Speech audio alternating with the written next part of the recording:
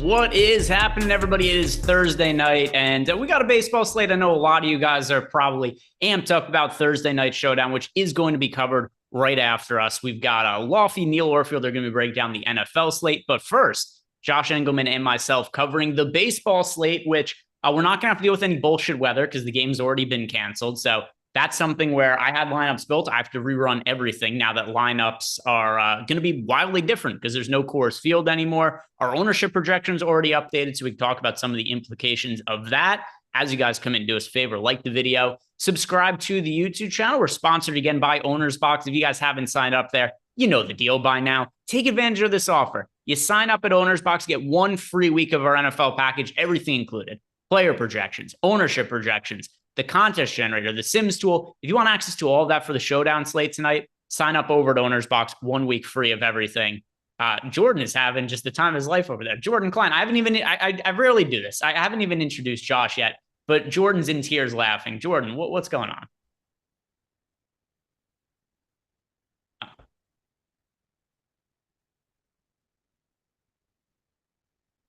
All right. Well, it better send it to me as well then, Josh, because I'm going to be watching that at some point as well. But Josh, how are you doing? Well, to be fair, you sent it to me, so I don't need to send it back to you. Okay. So I know exactly what it is then. Yes, you do. Yes, you do. No, I'm terrible. You and I got just absolutely bent over by the Red Sox-Yankees game, and Adam as well.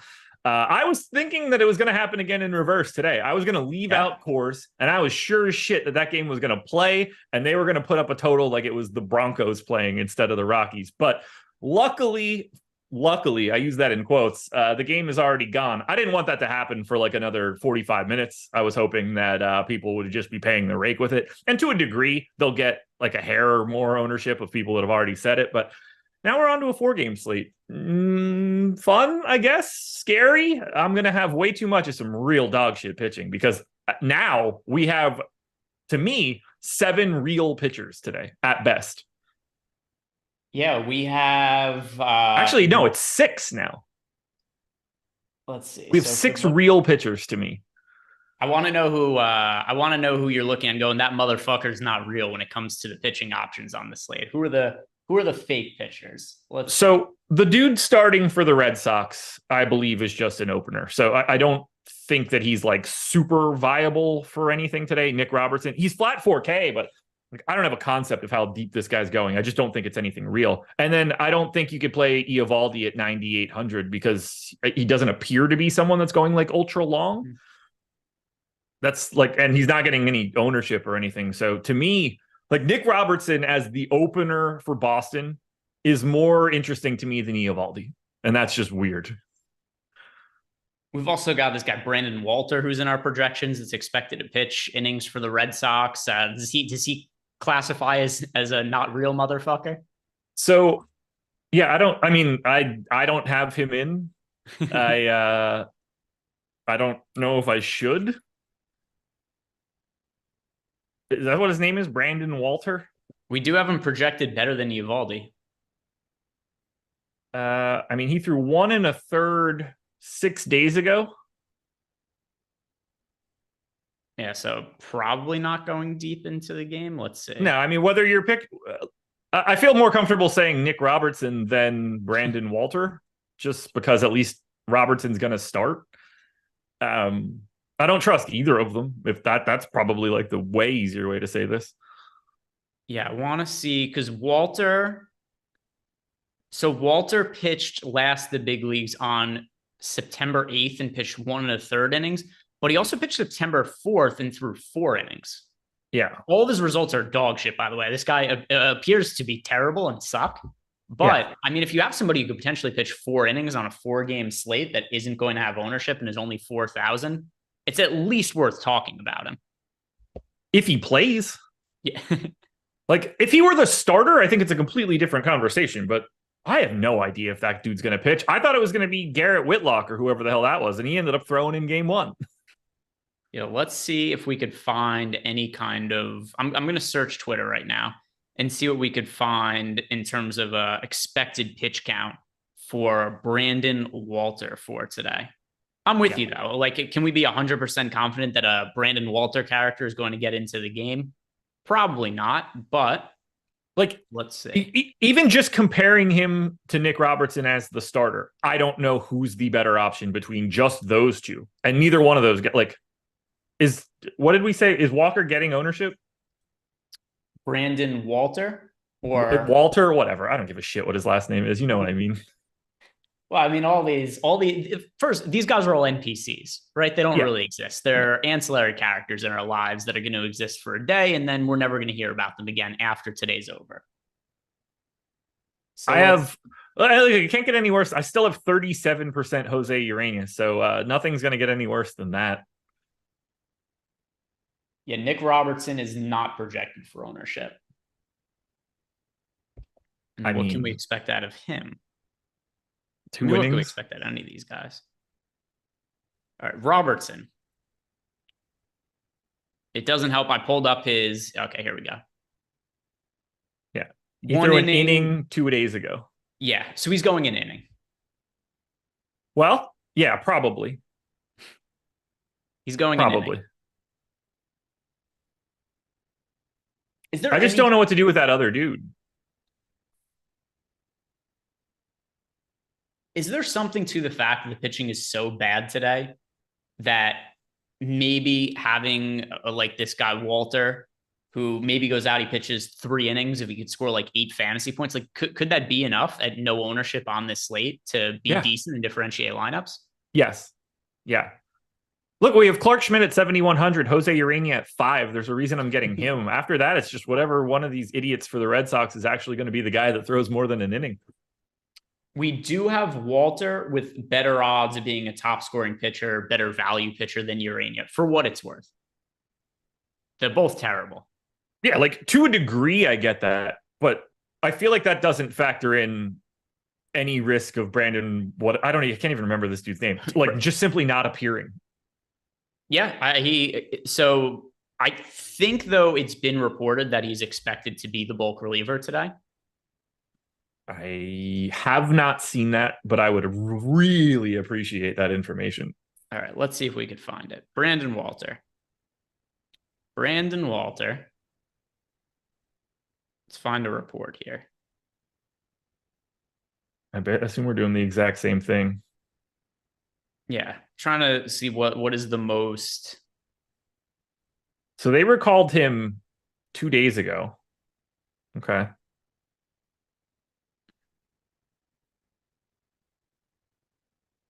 I guess he's replacing Kenley Jansen. I don't see anything with Brandon Walter's name in it today. Yeah, at least on Twitter. So it seems like people are speculating it's going to be Walter just based on who the hell else are they going to go to. But yeah, it's not. It doesn't appear to be a guarantee that he's going to be out there. Which these are impossible to project for, by the way, where it's like we don't know who's pitching. That's part of the reason that I feel a little bit more comfortable just like saying maybe Nick Robertson throws 2 innings today. But I don't even feel comfortable with that. None of that part. This is a really interesting slate. Like it's become really wild. Kyle Bradish is going to smash today. I can tell you guys that. So let's talk about the pitchers we do know about. Okay. Yeah. On the high end. This part should be easy. We've got Kevin Gausman. He's 11,000. Tough matchup against the Texas Rangers. But compared to the other pitchers on this slate, like Kevin Gausman is by a mile the most talented pitcher we have today, because the next most talented pitcher is probably Kyle Bradish, who's $9,400. And don't get me wrong, Bradish has been solid this year. He's not a pitcher of the caliber of Kevin Gausman. Gausman is projected for 63.4% ownership. The pitchers are all shitty today. So you've got Gausman is 63.4%. Bradish is 42%. Kenta Maeda, 54.6%. So pretty much the entire field is rostering those 3 guys. Gausman, though, we'll start with him as the expensive option at 63.4% projected ownership. Too high, too low, or just right to you?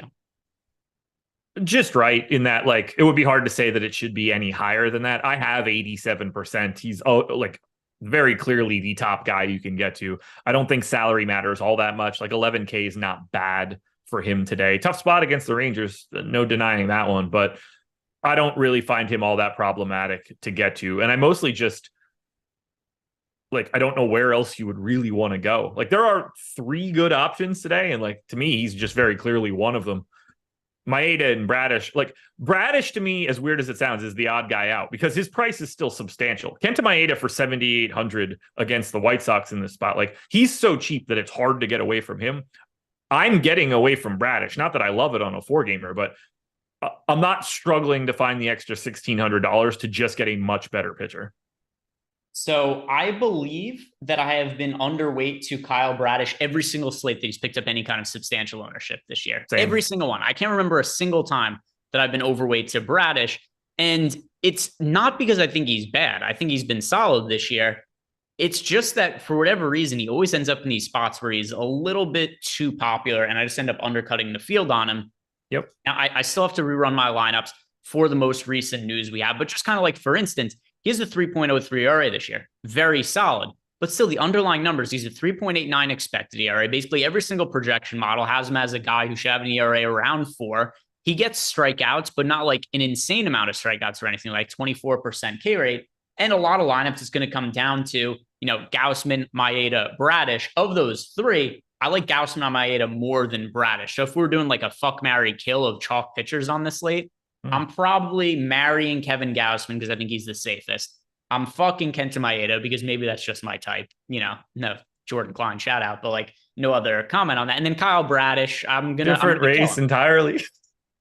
And then we're gonna kill Kyle Bradish because I'm underweight to him. I have so many jokes that I'm not able to make right now that will get me absolutely canned. I'm like shaking in my chair, just trying to not say the things that I want to say. Yeah, I don't know where to go at this point. I didn't expect you to continue that bit. That seemed like that would have been a me thing, and you would have been on the opposite end of this one. But kudos.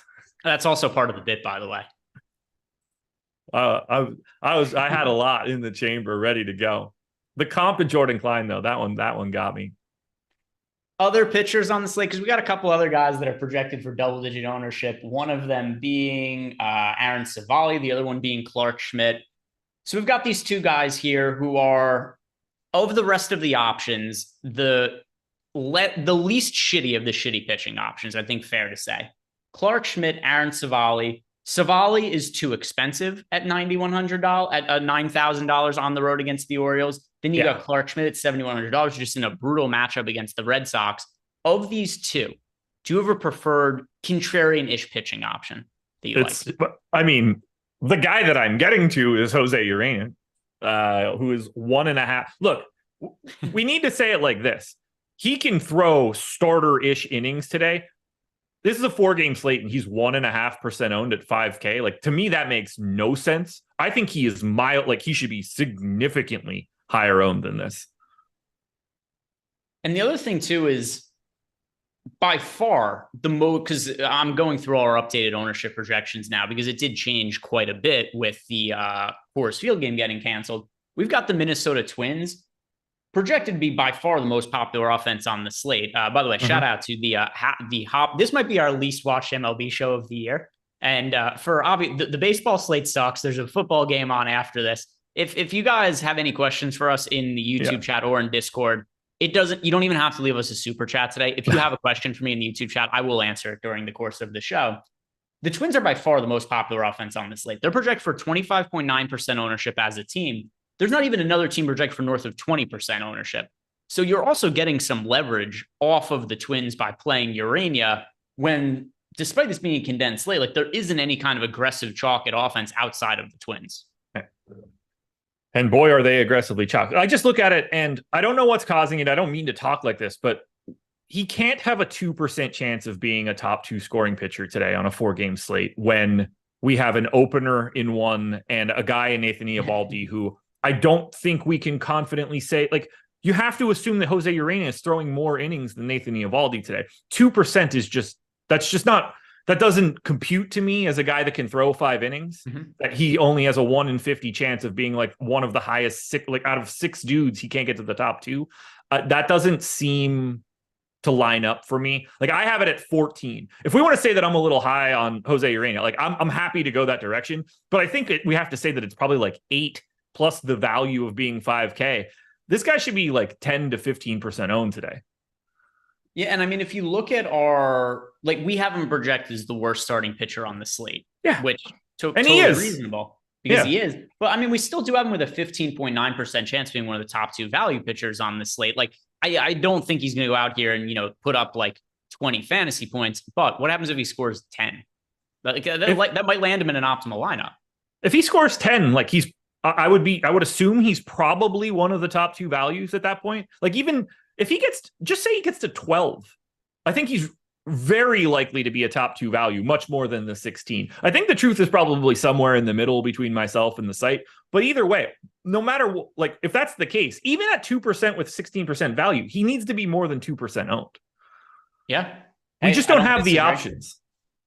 I'm weighing the possibility of just playing Urania in single entry as well, just because I think the Twins are going to be like 40% owned in those contests. Then you just throw Urania in there. I'll be the only one who rosters him in the entire field. It's, like the 121 single entry is like 350 entries or something like that. So I could be one of 350 people that plays Jose Urania when 200 out of 350 lineups have the Twins in some way. So I get it. It's been on my mind as well, just from an ownership perspective. And a 4-game baseball slate, ownership matters way more than what you think these players are going to do, because baseball's random as shit. Like, you could even have Jose Urania, like, first inning rolls around, he gets 2 outs, a ball in play, there's an error, and then he gives up like 5 runs in the first inning or something like that, but then he still finishes like the top value pitcher because those are all the run. Like, weird shit happens in baseball that's hard to project. So if we're going to have a pitcher who is going to be 1.6% owned on a slate that's only 4 games, I'm with you. I think Jose Urania is worth playing, and it's probably going to go poorly, but the times it does go well,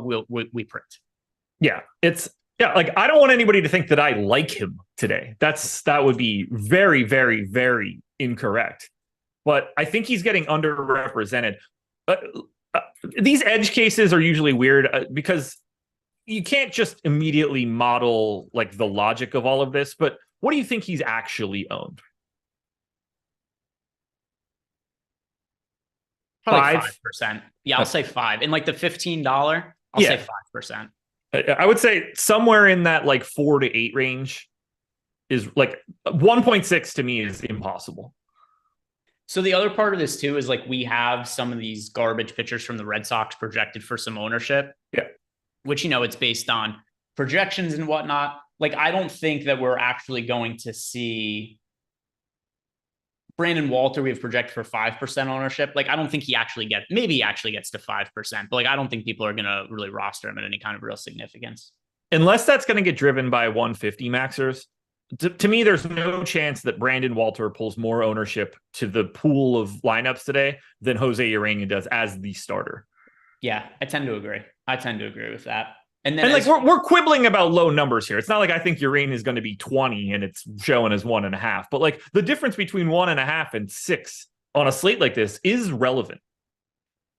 And then as far as the other pitchers go, we've got Aaron Savali, we've got Clark Schmidt, the only 2 goons on this slate we haven't talked about that are able to throw a baseball. Do you have a preference between Savali and Clark Schmidt, or you just dislike both of them? Probably a little bit more Schmidt, just because $1,900. Like, I don't think these guys are all that different, but we're getting $1,900 difference in salary. It's just more cost effective to go to Schmidt. Yeah, and like Savali's not really that guy either. By the way, I just realized my YouTube chat was, for whatever reason, not uploading any of the comments before, so I've just refreshed it now, getting some of the questions that are popping up. So let's go through some of the YouTube chat and see what questions that everybody has. Very important stuff. Huge erection says Josh said Uranus. There we go. That's the kind of stuff that I'm here for in the YouTube chat. Thank you, likewise. Huge erection. QG erection. It's very much shoehorned in, but I don't care. This is a 4-game baseball slate. Wait, the huge erection thing? Yeah. That's a former professional wrestler's name. Is it? Huge erection? Yeah. He was Hugh Morris for a while, but they did have a small pivot in the late 90s, early 2000s to become Huge Erection. What caused the change? That was the beginning of like the Attitude Era TNA. So like it was just that kind of pun played better on on television than Hugh Morris, a guy that was humorous. And then was it spelled the same way? Was it Hugh and then G and then Rection? Yeah. All right, maybe that's him. Maybe that's the wrestler in chat. It could be him. I don't see why it wouldn't be. And shout out here to Reggae. Mylitis. He's saying, I never comment on anything, just lurk, but I listen all the time. Turned $12 into $675, taking second in the single entry last night on DK after listening to y'all. Wanted to say thanks and keep it up. Hey, congrats on the win. That's certainly a lot better than I did with my rained out Yankees and Red Sox stacks yesterday. But definitely happy that you guys were able to navigate that there. And we've got this is pretty funny. Nicholas Robertson in chat says, play Nick Robertson. That seems maybe like a little bit of bias, does it not? Yeah, I can't be going with that. Nepotism at its finest. I'm going to assume it's your son. When I was doing the Owner's Box show before, like 25% of the chat was named Greg somehow. Everybody in chat was because it was Greg. Just you and 3 other people. Dude, we were pumping. I ended up getting like 300 people were watching earlier. We were doing. Really? Yeah, well, we were doing. I think I might have more people watching the Owner's Box show than this baseball show. I would not have expected that. They must have thought it said something different. Go Owner's Box, by the way. Going to be the best contest you can get into for week 2. Yeah. Hey, just the people like to hang out with me. We build lineups together. Let's see. Anybody else? Nick Robertson still saying to play Nick Robertson. See if we have any questions in here. Any questions at all? Anthony Childs wants to know how big Maeda's hammer is. I responded to that in chat. Okay, I'm good. Good to see you put some thought into it. We know what we're doing here, right? Right? Come on. Maeda or Jordan Decline? Probably either way. I imagine that maybe this is just because of Jordan's overall build, but I would think like can of Pepsi. Oh, no, not at all. You're stereotyping. I'm doing it based on his body build. Yeah, of course I am. Body build? No. All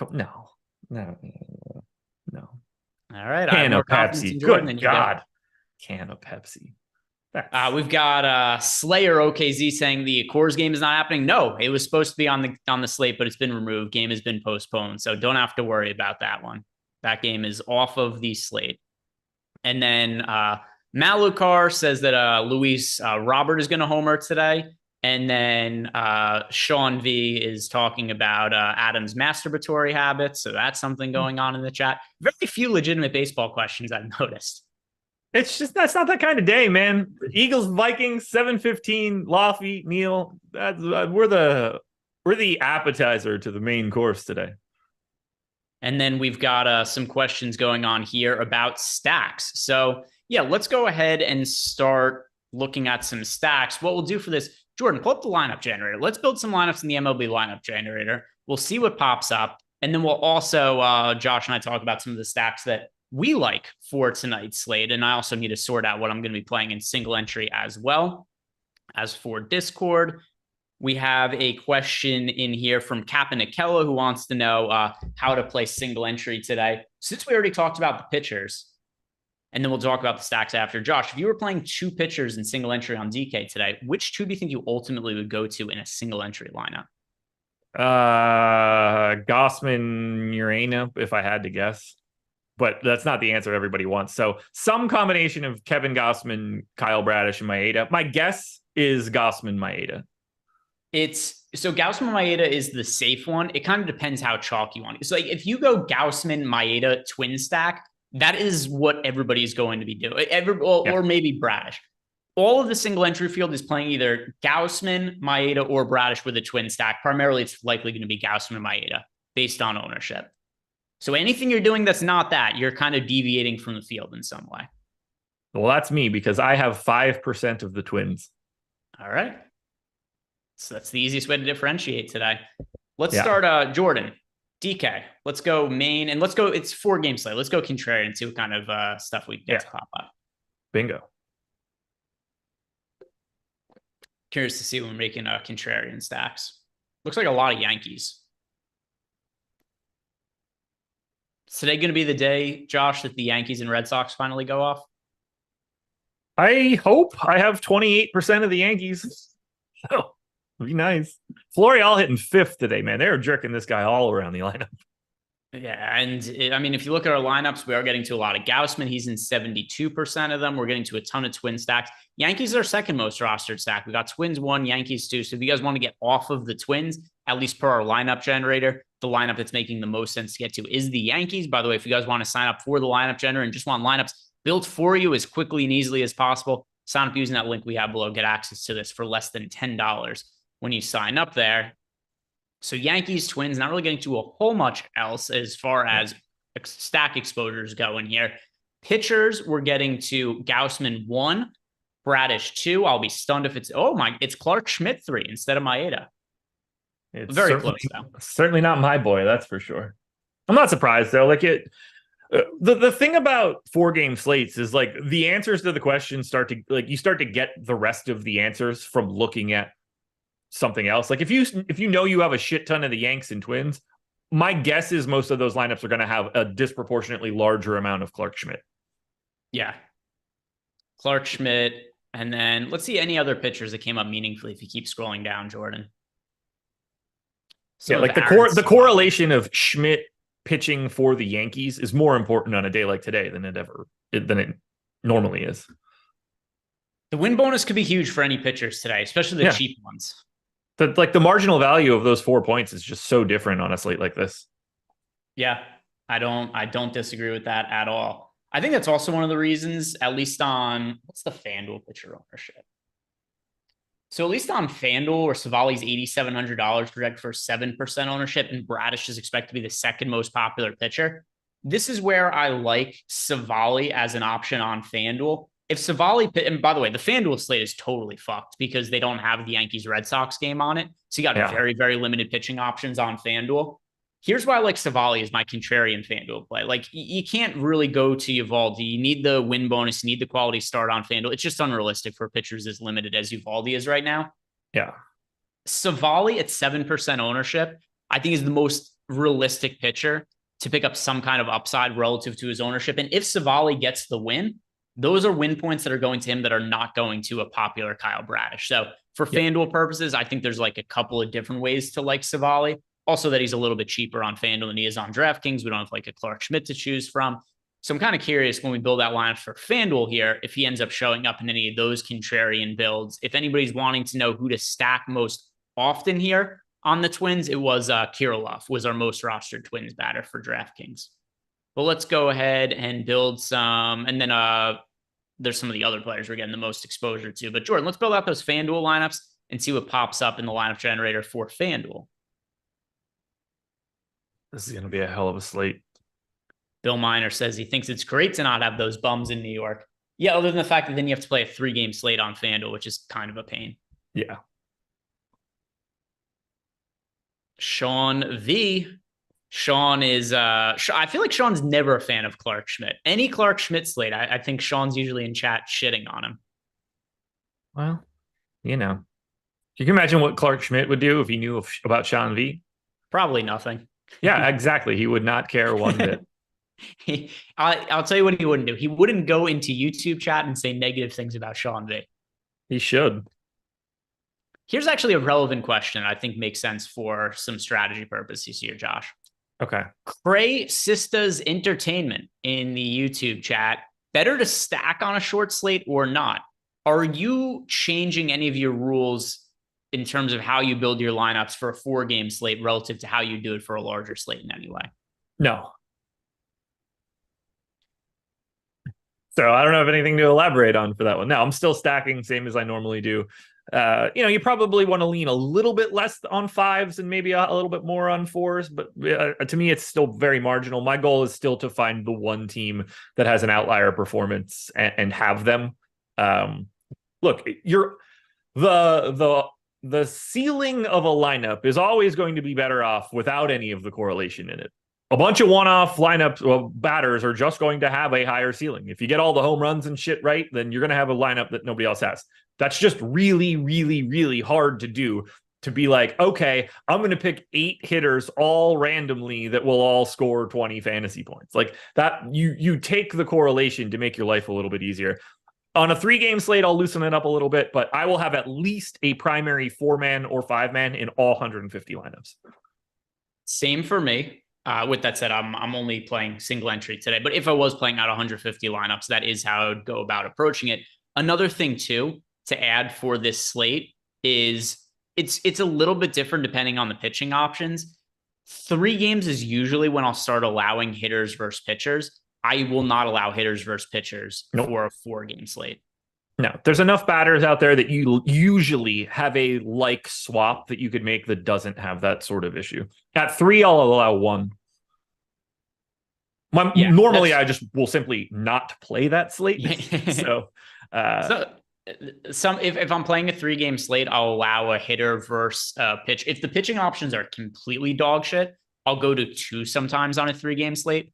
4, though, the only way I'm going hitter versus pitcher and allowing it into my builds is if all of the pitchers are terrible. Like if all of the pitchers today were Jose Urania, Brandon Walter, Clark Schmidt types, then I would go, all right, hitter versus pitcher for 4 games slate, but not when we have like Bradish, Maeda, Gausman, like actual legitimate pitchers, even if there's few and far between of them.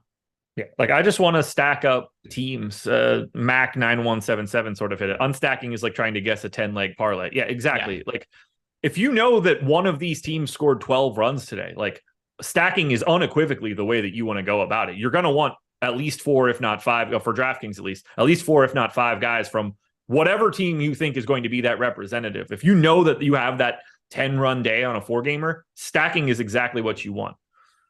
And by the way, Sean V giving you a compliment, Josh. So I want to make sure that you are aware of the compliment he's giving you in chat. This show here, I got to say, the only 2 guys here that could effectively handle a solo show. Yeah, Josh and I doing lots of solo shows these days. I did 2 solo shows today. Josh did the solo strategy show earlier, which Josh has been doing for baseball, which, by the way, if you guys are not checking out Josh's strategy shows, I assume you are, but go support him. Watch the shows in the morning and like the videos, subscribe to the YouTube channel, all that jazz. I've been doing solo shows since now, man. Yeah, dude. So Josh's, I don't know if I've ever told this story on a show before, but I was at a startup once and tried to hire Josh before he worked here. Josh and I go way back. I arguably may have been the first person to find Josh and try to give him a job anywhere working. Now, with that said, Josh got an opportunity here, which was much better than the opportunity that I was presenting him because the place that I was working at is no longer in business. Yeah. But either way, Josh and I go way back. Josh and I talked on the phone years ago because I had just done a TV pilot for the Knicks that hadn't gotten picked up. Yeah. And I was trying to recreate it on the internet, and I found Josh. Josh was the person I wanted to hire, and then he ended up coming here instead. Yeah, it was weird. I had your number in my phone before I got hired here. And then ultimately it all came full circle. And then the first show I did here was with Josh and Lofty hosting. We both pulled out our phones, looked each other up. We still had our same phone numbers saved in there. Yeah. It's crazy to think about that. I remember I took that call at my previous job in my office there. And Joseph Ramirez saying that was back when Josh was on Reddit. Not only was it when Josh was on Reddit, but the intro to his YouTube show was also porn noises, if I remember correctly. It was one of my viewers made me like a full intro, but it would just be like, I don't know why, but it did. Let's not clip that noise that I just made. It's probably dying on the back end. We're trying to get more clips of the shows on social, and for whatever reason, other people at the company don't always enjoy the clips that I prefer to be clipped from shows, as is the one that I had sent you earlier that was shared with Jordan Klein. But I think that noise is something that we should be promoting to our social handles. Probably. I do miss those old days. Not that I don't love my job, but it was fun to just it was just the Wild West of all of this shit. I never saw this I didn't think it could be a career, or I would have worked on it way harder.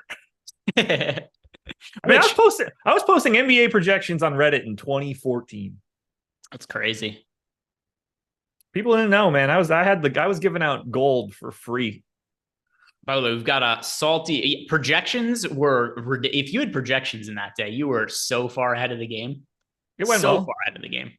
I didn't play enough. Like, it was just like, oh, I've got a girlfriend slash fiance, whatever it was. At that time, it actually was probably just about to be wife. I had like a regular daytime job. So in my mind, it was like, I can't just like jam all of my money into fantasy basketball contests. Like, I can't explain that. And now I look at it and it's just like, son of a bitch, I should have jammed all of my money in that. Yeah, but it looks like we do have an OG fan of Josh's, because Salty Old Man says, I miss the porn noises. So I assume he's talking about your show, and it's not just like he can't find where porn is located on the internet. But Salty Old Man looks like a old throwback fan of the Josh Engleman YouTube channel. I assume I still have it somewhere on my hard drive. It's certainly in my email from the guy that sent it to me. And then I could clearly pull it from videos that still exist. It made it to the Stochastic. I don't know if those videos still exist, but it definitely made it to the Stochastic channel at least like once or twice at the beginning. Let's see about, shout out to Sotek saying, judging the way people aren't hitting the like button, we probably have just 6 of us here in the chat. Yeah, guys, do us a favor, hit that like button, subscribe to the YouTube channel. I know it's not the best slate in the world, but Josh and I are making do, bringing you guys the content, breaking down the slate.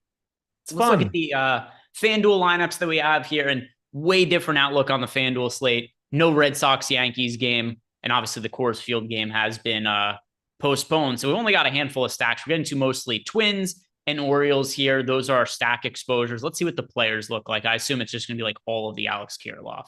Yeah. And, actually, a lot of Twins here, but not him. We're getting to Gausman, nearly all in for us, that pitcher of our top lineups. Jorge Polanco, Royce Lewis, Julian, and then Willie Castro, Wallner, Kepler, and a lot of Orioles there as well. Cedric Mullins, Gunnar Nelson, Adley Rutschman. There's Alex Kirilloff. I assume there's going to be Kirilloff because he's our most rostered hitter over on DraftKings. Yeah. And that was 97% Gausman, right? Yeah. Just all of the Gausman over on FanDuel. Yeah. Who do we have that isn't him? Who's the good point? Keep scrolling down, Jordan.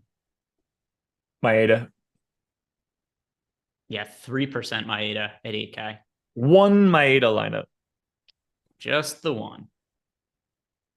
All right, let's talk about our stack exposures now, Josh. And we had the question from Capanakella, who wanted to know, what are we doing in single entry today? Yeah, let's break it down right now. Let's break it down. If we're playing one single entry lineup, Josh, for smaller field stuff, what should the stack be? What should the stack be if you're playing one lineup in single entry, where I presume the Twins are just going to have insane ownership? It's probably the Yankees, right? Second most popular team on the slate, but in single entry, they're definitely still going to be well behind. Like, the gap between the Yankees and the Twins in single entry is going to be wider than what it's going to be in large field tournaments. It might. I think my secondary answer is the Orioles. My secondary answer is going to be so here's a couple of ways, because I have a couple lineups I'm looking at right now, Josh. Here's my line of thinking. My second favorite stack for single entry is, I think, the Rays. Here's the reason why. If I am going to go crazy contrarian, like, I could throw Urania in there. But if we're looking at these top 3 pitchers, where it's Bradish, it is Maeda, and it's Gausman, all 3 of them are going to be crazy, crazy popular in single entry. The one that I think is the most risk of getting blown up today is Kyle Bradish. And let's say the Rays go out and they end up being the highest. Like, I've just eliminated so many outs of how to land on the best lineup, where if the Rays are the highest scoring team, I think it should just fall into place, the Maeda and Gausman angles. Whereas even if I play Urania at pitcher, like, I still have to hit on one of the other 3 pitchers that I'm pairing him with. If it helps, I have 24 Rays stacks.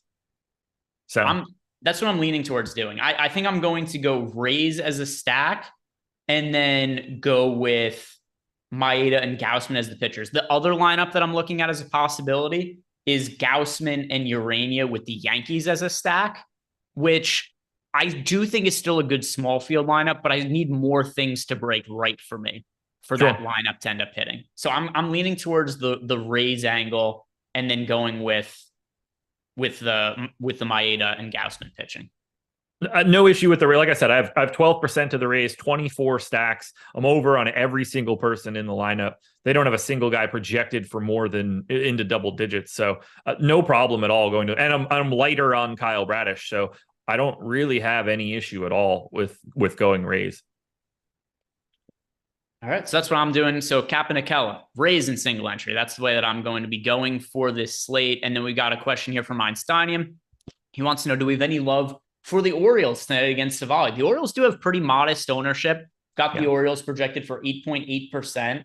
So they are one of the teams that are projected for single-digit ownership. The only three teams with double-digit ownership projections today are the Twins, the Yankees, and the Red Sox. And three of those teams are combined making up a little more than 60% of our projected ownership for tonight. So what do you make of the Orioles? It's a team that Einsteinium is wondering about here. I've got 16.5% right now. So I think that's a pretty sizable stand over the field. 21 stacks. So I am using them a little bit more than the Rays as one-offs or like non-primary stacks, but I'm more than okay with that.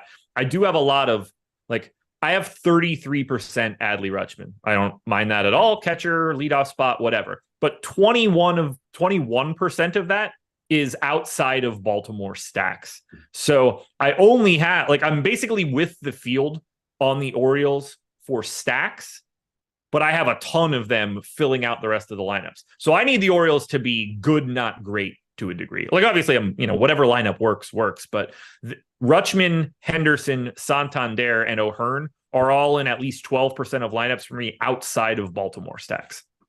And then Marvin H wants to know about the Rangers. Is that a team that we're targeting in any kind of real significant way? One thing I'm going to say is I like being underweight to the field on the Twins. Josh and I can have a discussion about Minnesota and what to do with them. As far as the Rangers go, I mean, it's such a small slate. Anytime you're getting any kind of leverage, I'm going to say the Rangers are in play just from a standpoint that Kevin Gausman is north of 60% owned. But if you're playing one lineup, the stacking the Rangers would not be my choice. If you're playing 5 lineups, I wouldn't be stacking the Rangers in any of those either. In large field tournaments, if you're playing, 20 plus lineups, if you're playing 150, you probably want to have some exposure to the Rangers, but it's not something I would prioritize in any kind of way. What do you make of the Rangers as a stack relative to their ownership, Josh? They're under-owned in the grand scheme of things. They're just they're very clearly the least likely team to succeed today to me, just because they have Kevin got one of the 5 best pitchers on the planet across from them.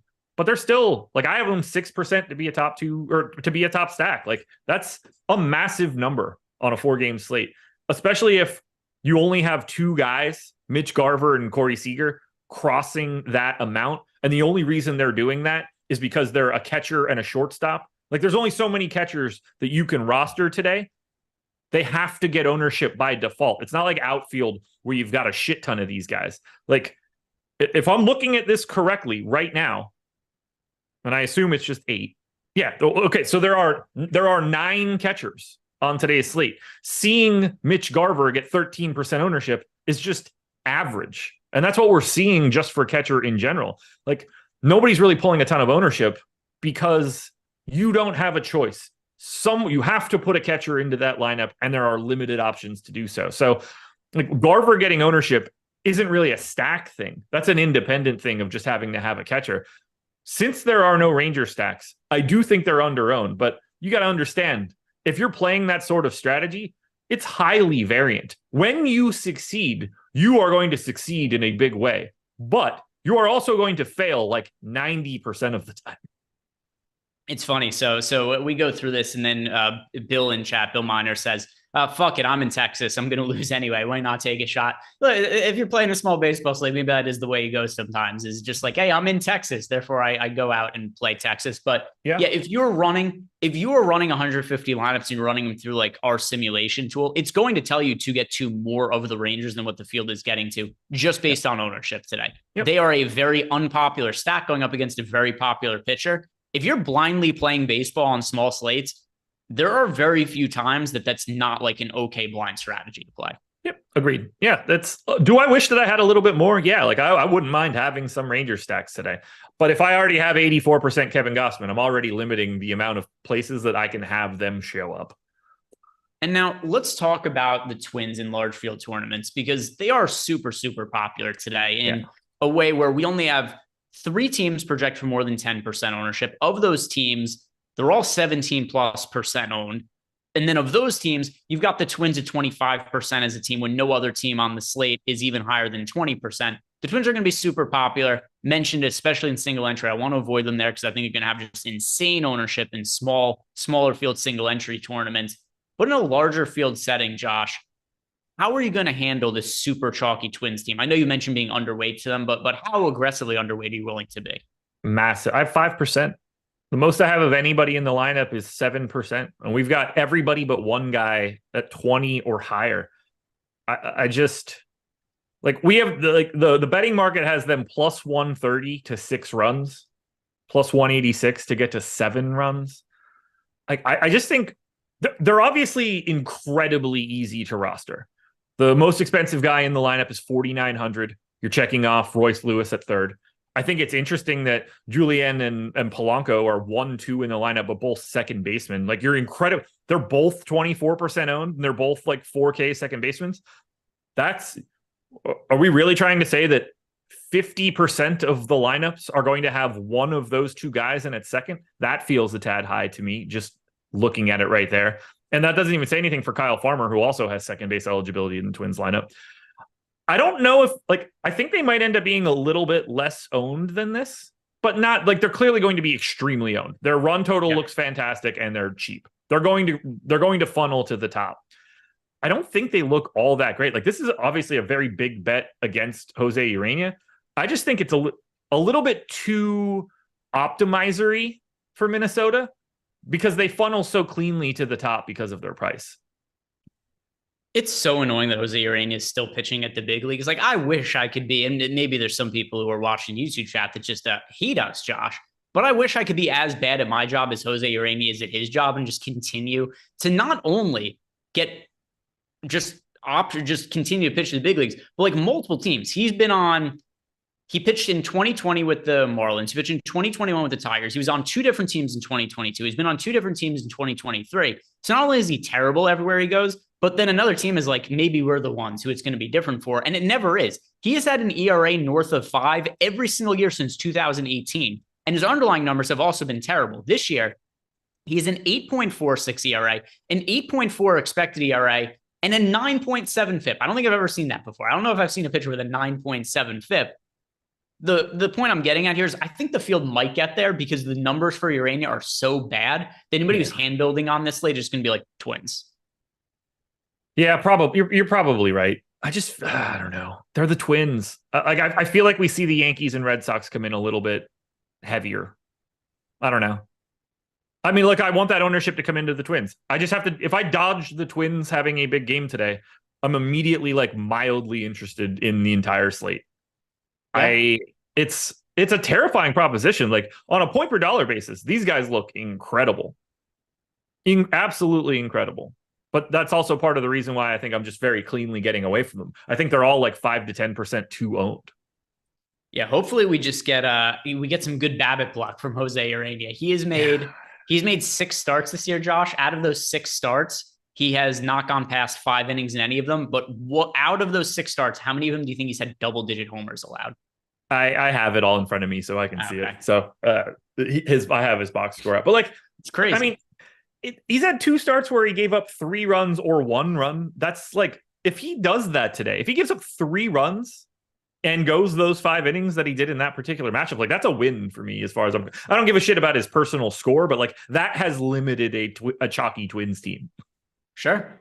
And as long as it's not like home runs, like he pitches 5 innings, gives up 3 runs, and it's 3 solo home runs, that's a bigger issue. Yeah, that's a bigger issue for sure. Because that is what happened. The one game where he went 5 innings, and so his deepest outing of the year was against the St. Louis Cardinals, and that was on April 12th. He pitched 5 innings, he gave up 3 runs, but of those 3 runs, 2 of them came via homers. So 6 starts this year for Urena. He's given up multiple homers in 4 out of those 6. Go back into Discord to make sure we haven't missed out on anybody's questions, which we have not as of now. As far as the rest are the White Sox getting slept on? We have 55% ownership coming into Kenta Maeda. He's 7,800. So a lot of that ownership is coming in because he's cheap, not necessarily from a talent level. Like I think he's more talented than his price tag shows today. But like I don't think that we've said the White Sox at all on this show. Maeda, 217x ISO to righties this year. I'm more apt to stack the White Sox than I am to stack the Rangers. Oh, absolutely. Oh, 1,000,000% agree. I have 23 White Sox stacks. And another thing too is so the White Sox are fairly cheap today, right? Not so like before when I was talking about my single entry build, if you guys didn't hear it before, I'll just tell you once again what I'm playing. I'm stacking the Rays in single entry, and then I'm playing Gausman and Maeda as pitchers. You can make the same kind of argument by stacking the White Sox. They're fairly cheap, and then you go to Bradish and Gausman as the pitchers. Like it would be the same exact kind of concept. Yeah. I do think that the White Sox probably get there more often than the Rangers do, just from a standpoint of Gausman so much better than Maeda. Yep, completely agree. I feel like we just haven't really talked about him, but only Anderson and Benintendi are in double digits in ownership. Anderson's a $3,200 shortstop on a 4-gamer, but Lubob, Eloy, Moncada, well, maybe not Moncada, Lubob, Eloy, Andrew Vaughn, righty. Like if Maeda has any issues with getting guys on, if one of those guys take advantage in a park that plays up power for a guy in Maeda that just gives up a shit ton of righty power, it's a lot of like, I could also see him cruising and they just can't get anything done. But one little slip up, he gives up major power. And there's a path for some of these guys to go yard. Yeah. And by the way, also, because we saw somebody in the chat was asking, where's the football show? What? Football? We got a 4-game baseball slate. It's coming up. It's 15 minutes. We're going to have Laffy and Neil Orfield on here. They're going to break down the entire football game. So don't worry. We got that covered as well. But like how what do you need? 3 hours of them talking about one football game? They'll give you an hour. It'll be good. And then we've got if anybody's wondering, Sean V said he leans towards Maeda doing really well here, and I hate Maeda. Listen, the field's on the same page, and I understand why. I agree with you. I think relative to his price point, the most likely outcome here is Maeda pitches pretty well, is in contention, if not in the optimal lineup. I'm playing him in single entry, so I'm on the same page. So I think the most likely scenario is Maeda does well. But, at the same time, too, we're not talking about the White Sox because we love them. It's just like, what is the ownership? What is the odds of them going off relative to Maeda? And if I'm not mistaken, Josh, you had said that you had a percentage in which you're like, what, about double the field on the White Sox? I have 12% White Sox. Okay. Yeah. So like 50% more than the field then. Field at 8%, you're at 12%. So a little bit overweight there. Are there any teams you are underweight to outside of the Twins? Not to that degree. I mean, it's 25% ownership of the Twins. I have 5. That soaks up everything for the other 7 teams. I'm like a little under on the Blue Jays, and I don't really have the Rangers, but I don't think the Rangers count for this type of discussion. And then, so like the Blue Jays are the answer, but having 7% of a 10% owned team is not the same as the 20% that I'm giving back for Minnesota. Yeah, so I'm only playing single entry today, only playing one lineup, but I did run a set of 150 lineups just to see what it is that would be getting to. And I would also be underweight to the field on the Red Sox if I was playing 150 against Clark Schmidt. Oh, boy. I got the DM from Adam today. You ready for this one? All right. What is he playing? How much Urania do you have? And I was just like, I've got a bunch. He has 82%. All right. Well, hey, listen, if he's making sure that if the Twins don't go off, he's going to win today. So am I guess. 80-something%. So I'm very happy to see that Adam's on the same page. But when I said that I had a ton to him, my assumption was that like he also had something around 30. I certainly didn't see 80 coming. No, he's making sure he has all of the Urania lineups and none of the Twins. So I assume he has like what? It's just total fate of the Twins then? Yeah. Just like me, he doesn't have a stack that I see. It's a lot of Rays, and he actually got to a bunch of Texas, but still has 60% Kevin Gausman. He's fading Bradish aggressively and only has 6% Maeda. Well, so he's going against his biases there by not playing Bradish. Allegedly. We'll see. I don't know how he feels about Bradish. Yeah, he's got a few minutes left to change that before we get to lock. But let's wrap up with this, Josh, and then we'll turn it over to the guys on the NFL Live Before Lock show in a little bit. First, we'll do talk about how you guys can make some money at Caesars, and they'll do home run picks, and we'll wrap up the show for the day. But Caesars Sportsbook, guys, We don't know definitively when the deal is ending, the one that we've been talking about for the course of the last couple of weeks. But if you sign up at Caesars and use the link that we have below, you place a $50 bet, $250 in bonus bets are going to be coming your way. Paid out in $50 increments, you get a $50 bonus bet once per week. So if you haven't taken advantage of this, this is a really great way to build up your bankroll, especially heading into football season. But the deal is going to be ending soon. Don't have the exact date. We've been told any day now by Caesars. A lot of times these sports books, they're not really clear with us when these deals start and when they end. So I'm just trying to be honest with you guys about when it is. Not trying to tell you guys to sign up now because it's ending tomorrow, but it might be ending tomorrow. So if you haven't taken advantage of it, go ahead and do it. And if you or anybody know has a gambling problem, call or text the number 1-800-GAMBLER. Dongs.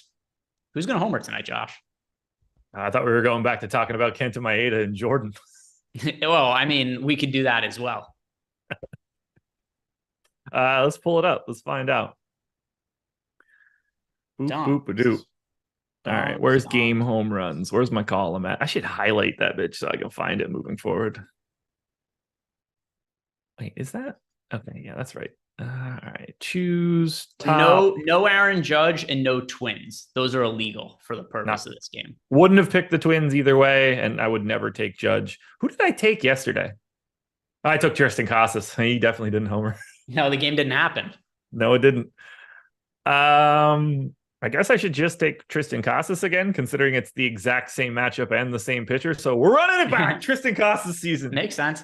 I went with Bobby Witt yesterday, who didn't homer, but he did steal 2 bases in the first inning, which I felt pretty good about. And at that point in time, I thought my lineups were going to do really well. When Bobby Witt gets on, he steals a couple of bases. I'm like, hey, look, I got all these lineups. I got Yankees, Red Sox in my back pocket coming up later, but it was not to be yesterday. No. Home run pick for myself for today. I mean, it's not going to be the most likely, but it's a team that I'm playing. So I'll go with Brandon Lau. Brandon Lau against Kyle Bradish. That's going to be the Rays player that I'm going with because he's the one that I think is most likely to homer in the lineup I'm playing. So Brandon Lau, that's the home run pick of the day. Guys, he's in my top 12. All right, there we go. In the top 12. There's only like 20 hitters available on the slate because it's so small, but there we go. We'll get Brandon Lau. Brandon Lau. That's the dong pick of the day. Guys, thank you very much for watching. If you have not done it yet, do us a favor, like the video, subscribe to the YouTube channel. Good luck with all your lineups today, and stick around to watch the NFL Live Before Lock show. Peace out, guys. See you back here tomorrow.